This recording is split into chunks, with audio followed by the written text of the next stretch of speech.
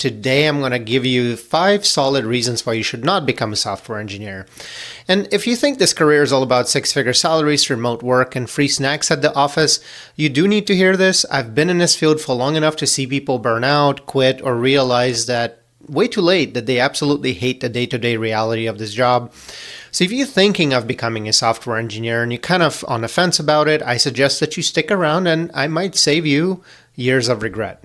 First up is the education requirement. A computer science degree is brutal, it is difficult to get, and it is basically mandatory now. I know there's still stories floating around about self-taught developers who landed an amazing job, but I want to be honest with you, those days are mostly gone. At the moment, learn from YouTube, land a junior role, and figure it out on a job path is not really a thing anymore. There may be some outliers who make this work, but they're outliers for a reason. I would not bank on that. Expect to need at least a bachelor's degree in computer science from a good school. And it gets worse. Graduation isn't the finish line, it's just the beginning. The learning in this field never ever stops. You will learn every single day, and your employers will expect you to stay sharp. Your team will expect you to stay sharp. Frameworks will evolve, libraries will get updated, new languages will emerge, new trends will come up, and the proprietary tools at your company will be constantly changing too. So you'll need to keep up or you'll fall behind. And falling behind in this field means you will become unemployable fast. So if that does not sound like a good time to you, like if you don't want to be learning all the time, then computer science may not be the best field to get into.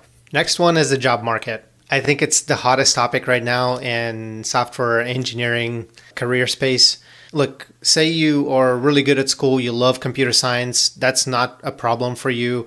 You get your degree and now you have to find a job. It's tough. You're not just expected to be good at your job these days, you're expected to stay sharp on interview skills also, which have almost nothing to do with your actual work. Most companies use what we call lead code style questions to filter candidates these days, which means hours on hours of grinding algorithms and data structures and various problems that you'll probably never actually touch again once you're hired until the next time you interview. And you don't prove yourself just once. You have to prove yourself every single time you switch jobs. I've met senior developers who are absolutely great in their day-to-day work, but they're still terrified to interview because they're out of shape on these whiteboard style problems. It's like having a physically demanding job, but still needing to hit the gym to constantly stay employable, because when you show up to that interview, instead of them asking you to show them how you can do this job, they'll say, all right, let's start bench pressing, let's start doing pull-ups, let's see how many you do. You better do more than an average person can. If that does not sound like a good time to you, then software engineering may not be the best career for you at the moment. Next reason not to become a software engineer is burnout. It is real and it is common. It's something that nobody likes to talk about, but burnout in software engineering is not the exception. It's kind of the norm. I've experienced it myself and I've seen it destroy plenty of my peers. There is no chill button in software engineering, it seems. The backlog is endless. The deadlines keep coming. The changing priorities are always shifting. You log off at the end of the day knowing there's still 1,000 things you need to do, and you wake up the next morning feeling already behind before you even log on. The grind wears on you over time, and it's exhausting to realize that you'll never actually get ahead of your work.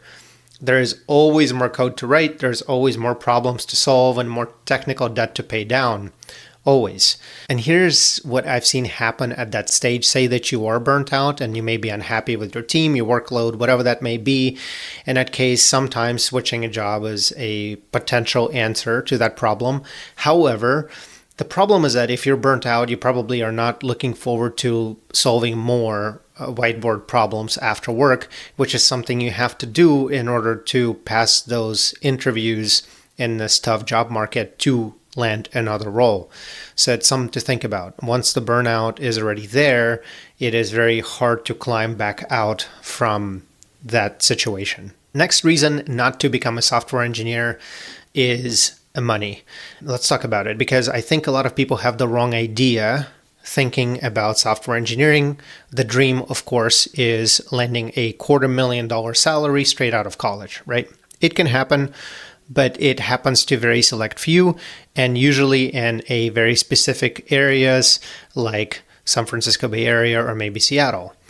But even there, most new grads I know are landing somewhere between 100 to 150K, and that's in one of the most expensive places on earth. Now, outside of the big tech hubs, I've seen starting offers as low as 60K. It could be good money for you, but don't go into software engineering for this reason. Especially starting out, you're very likely nowadays to land a much lower salary than you think you're going to land.